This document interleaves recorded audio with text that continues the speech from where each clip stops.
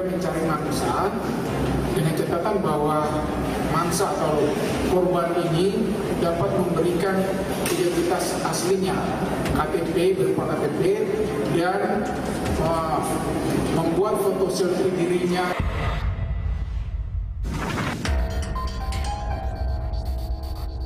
Foto sama handphone ya, kata dia gitu kan. Ini buat bukti ke bos gua, buat laporan, kata dia gitu. Ya namanya juga orang jualan, kata dia. Ini ada salah satu perusahaan yang mendaftarkan rekening atas nama Mbak di tanggal 14 Maret. Di tanggal 14 Maret, saya full di rumah. Jadi siapa yang daftarin?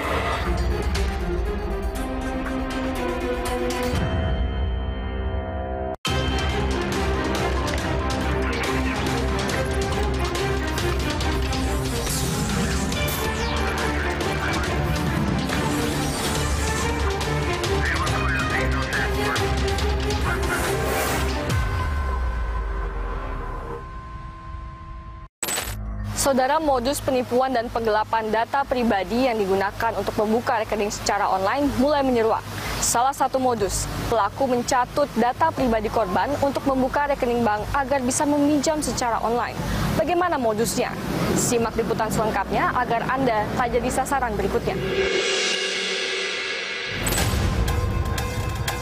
Kasus-kasus penyalahgunaan data pribadi para pelamar kerja belakangan menyeruak.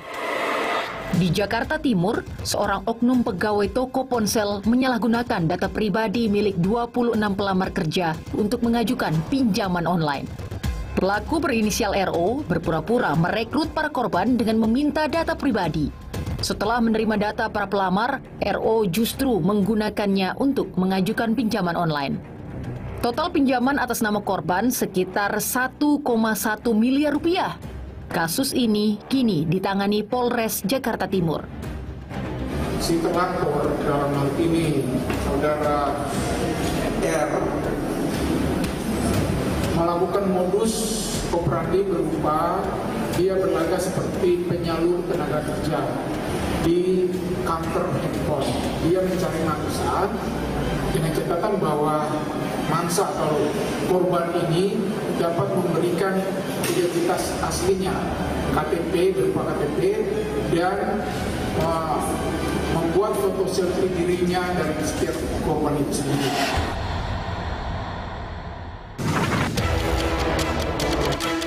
Salah satu korban berinisial AN yang tak ingin namanya disebutkan menceritakan bahwa pelaku meminta pelamar untuk melakukan swafoto dengan KTP.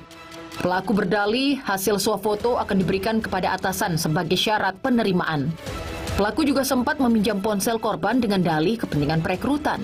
Oh ya udah, foto sama handphone ya, kata dia gitu kan.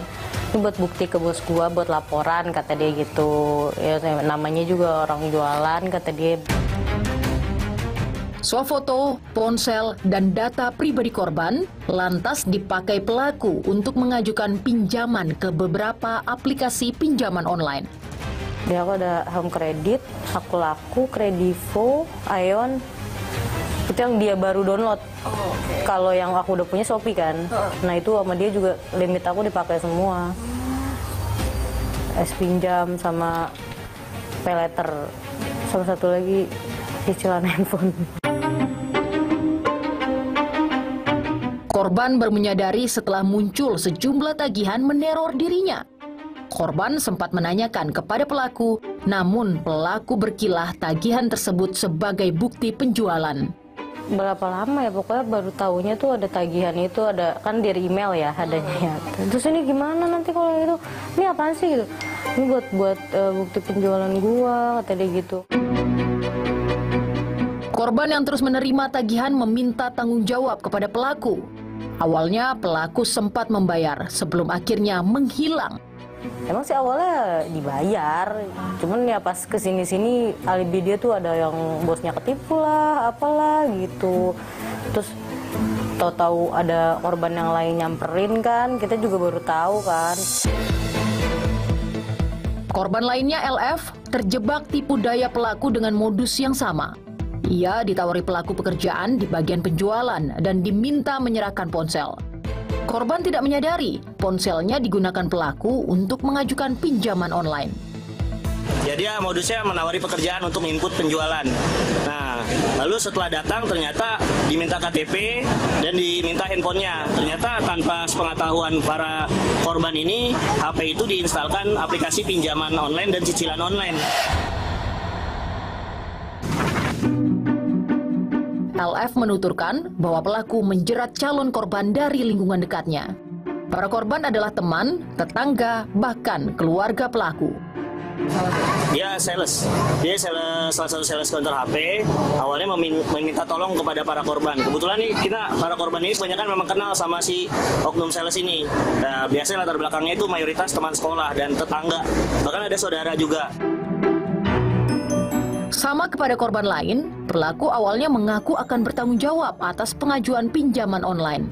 Namun setelah datang tagihan, pelaku meminta korban menghadapi sendiri.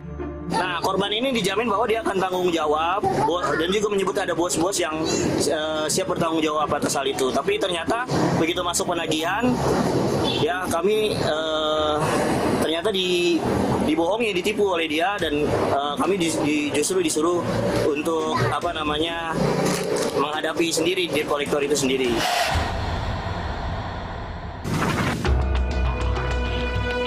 Kami mendatangi toko ponsel tempat pelaku bekerja. Kami bertemu dengan staf toko yang mengenal pelaku. Tapi memang sama Mbak juga katanya. Apa tuh? Si Mbak R itu. Saya baru ketemu sama dia 2-3 kali. 2-3 kali.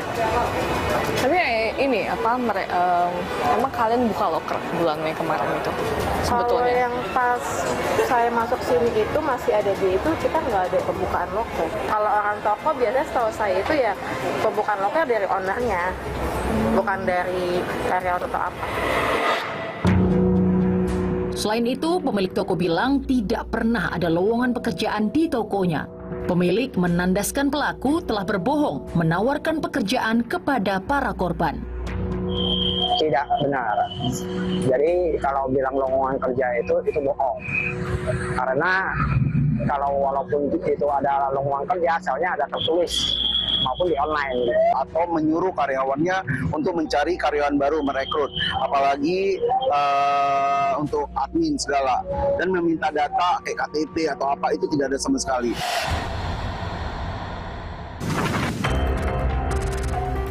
Pelaku RO sudah tidak lagi bekerja menyusul terbongkarnya kasus ini.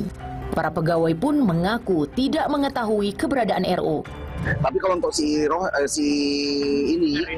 ini, dia sudah tidak bekerja lagi setelah diketahui melakukan kecurangan ini. Jadi dia di bulan Mei udah tidak ada bekerja lagi, 2024 ini, Mei, tepatnya di 27 Mei.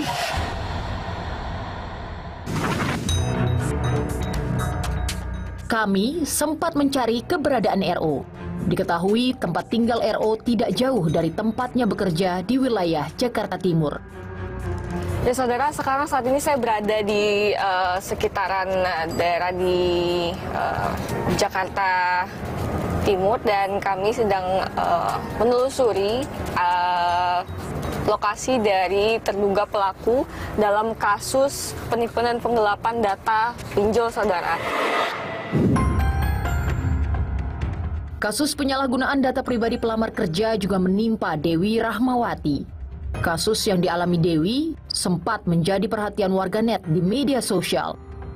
Dalam cuitannya yang diunggah di akun X, Dewi menceritakan data pribadinya dimanfaatkan oleh oknum HRD, perusahaan tempat dirinya melamar kerja, untuk kepentingan transaksi pinjaman online. Tindakan tersebut ia ketahui setelah dikabari oleh petugas customer service salah satu bank. Sebuah rekening tercatat atas namanya yang di dalamnya berisikan riwayat transaksi pinjol senilai 10 juta rupiah. Kepada kami, Dewi mengaku sempat memberikan berkas lamaran pekerjaan ke Pos Satpam sebuah perusahaan garmen di wilayah Bogor. Jadi tuh aku ngasih karena ada lowongan. Dan aku tuh titip ke kerabat aku untuk ditaruh di Pos Satpam. Jadi aku naruh CV yang pada umumnya aja, tapi yang sekarang aku tahu ternyata aku tuh harusnya nggak boleh naruh fotokopi KTP dan fotokopi KK. Lantas, Bagaimana data pribadi Dewi disalahgunakan oleh oknum perusahaan tempat dirinya melamar kerja? Mbak, ini ada salah satu perusahaan yang mendaftarkan rekening atas nama Mbak di tanggal 14 Maret. Di tanggal 14 Maret, saya full di rumah. Jadi siapa yang daftarin?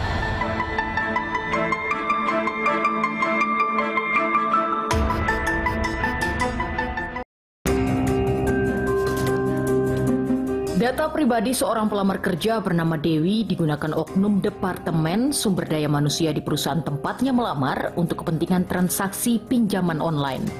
Berawal dari adanya informasi lowongan pekerjaan pada Januari 2024, Dewi menyerahkan data dirinya ke pos keamanan sebuah pabrik garmen.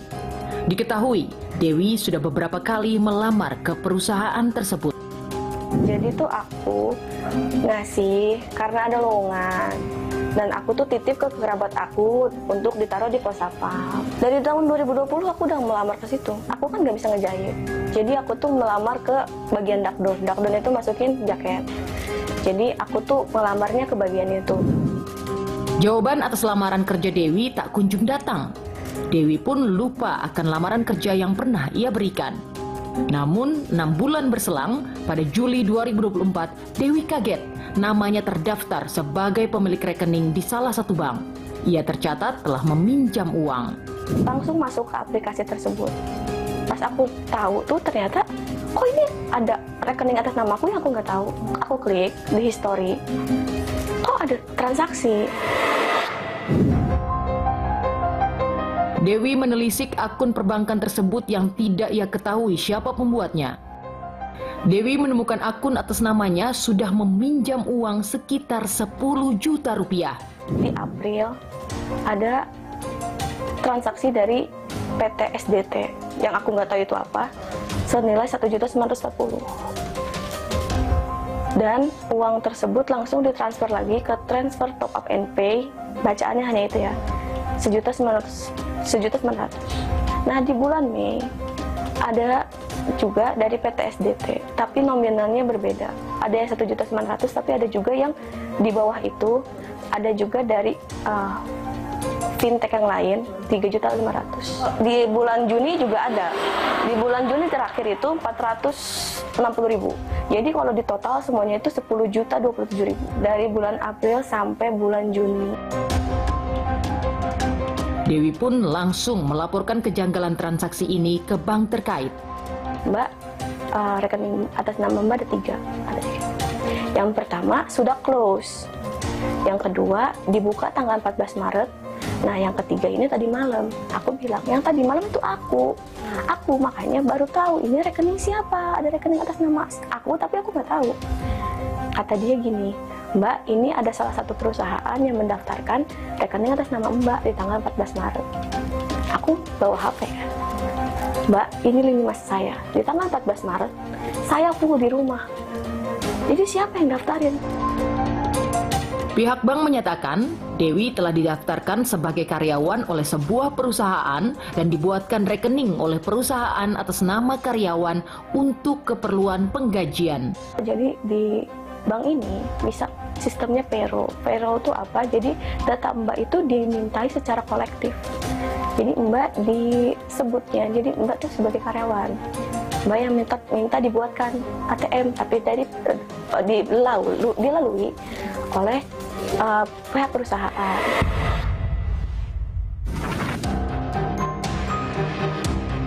Dewi yang masih bingung dengan rekening siluman yang mengatasnamakan dirinya, tiba-tiba dihubungi oleh seorang yang mengaku staf divisi SDM yang telah menggunakan data pribadi Dewi. Orang tersebut lantas meminta Dewi agar menyelesaikan kasus penggunaan data pribadinya ini secara kekeluargaan. Si HRD ini ngomong, Dewi, aku mohon maaf ya, ini keteledoran aku. Aku tuh harusnya memasukkan data Dewi yang bekerja di perusahaan ini, tapi malah kebuatnya atas nama kamu. Aku konfrontasi. Seandainya nama Dewi Rahmawati itu banyak, nik dan ibu kandung tidak mungkin sama. Ini transaksi 10 juta uang apa? Dia bilang, ini transaksinya aman kok Dewi, bukan pinjol, aman Dewi, aku mau minta tolong jangan sampai pihak bank tahu ya. udah nanti aku kasih ongkos, tapi aku mohon ini jadi kekeluargaan aja. Berdasarkan nomor telepon yang diberikan Dewi, tim sasaran mencoba menghubungi oknum HRD yang menyalahgunakan data pribadi Dewi. Namun, nomor tersebut tak bisa dihubungi. Nomor yang kamu tuju sedang tidak aktif atau berada di luar service area. Kriminolog Universitas Budi Luhur, Cazizah Gusnita menilai pelaku penipuan dan penggelapan memanfaatkan kelengahan para pelamar kerja yang begitu gampang menyerahkan data-data pribadi. Nah ini yang dimanfaatkan oleh pelaku-pelaku kasus penipuan tadi, karena kan dia akan melihat segampang itu, semudah itu pelamar nih ngasih data KTP, biodata dan lainnya surat lamaran, sehingga kan kita berharap, kita berpikir kalau kita di posisi pelamar ya, kita berpikir itu data kita sudah disampaikan. Menurut kriminolog, pelaku juga memanfaatkan celah pihak perusahaan yang tidak mengonfirmasi lamaran para pencari kerja. Pelamar mungkin akan menunggu-nunggu, sementara di pihak perusahaan ya tidak akan ada hal yang harus dikonfirmasi dan lain-lain gitu ya. Karena kayak sepihak aja gitu. Si pelaku ini akhirnya memanfaatkan hal itu.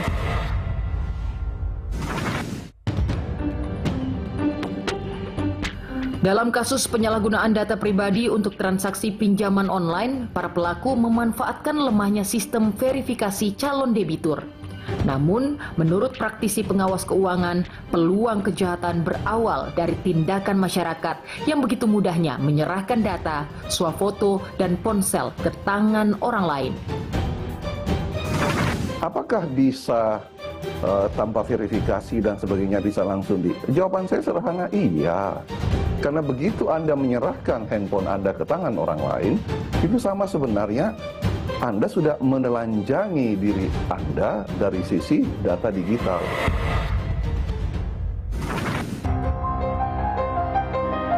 Selalu waspada menyerahkan data pribadi dan swafoto saat melamar kerja. Masyarakat tidak memberikan ke sembarang orang untuk data pribadi, apalagi foto dengan memegang KTP. Itu bisa disalahgunakan oleh para penjahat ini.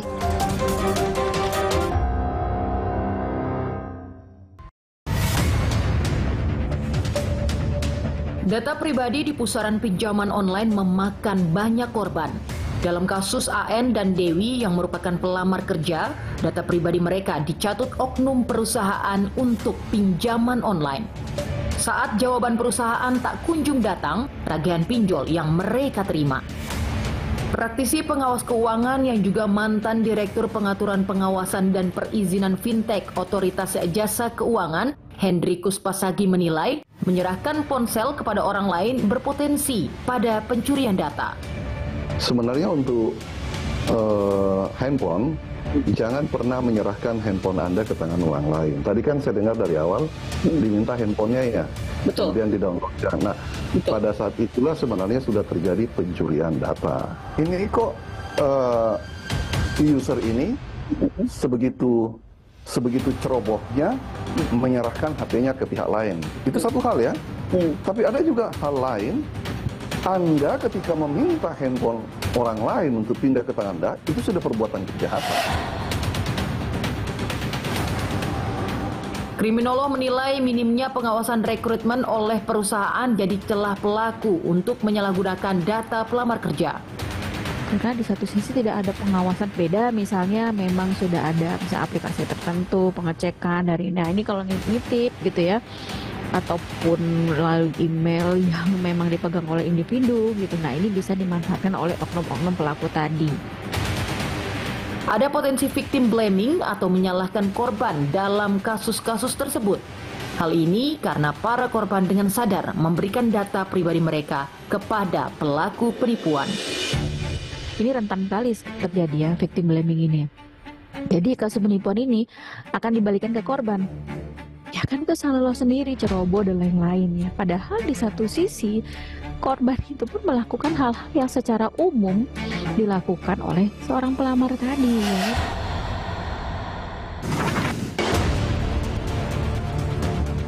maraknya kasus penipuan dan penyalahgunaan data pribadi untuk membuka pinjaman online, Ketua Asosiasi Vintage Pendanaan Bersama Indonesia, Enci S. Jafar, menghimbau masyarakat agar waspada, tidak sembarangan memberikan data pribadi maupun diminta swafoto dengan KTP kepada siapapun. Kami menghimbau untuk masyarakat tidak memberikan ke sembarang orang untuk data pribadi, apalagi foto dengan memegang KTP disalahgunakan oleh para penjahat ini.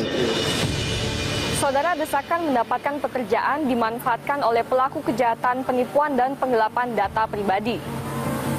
Diharapkan agar lebih waspada dalam memberikan data pribadi kepada perseorangan atau instansi perusahaan agar modus penipuan dapat diredam. Saya Alifiana Damalik, sampai jumpa.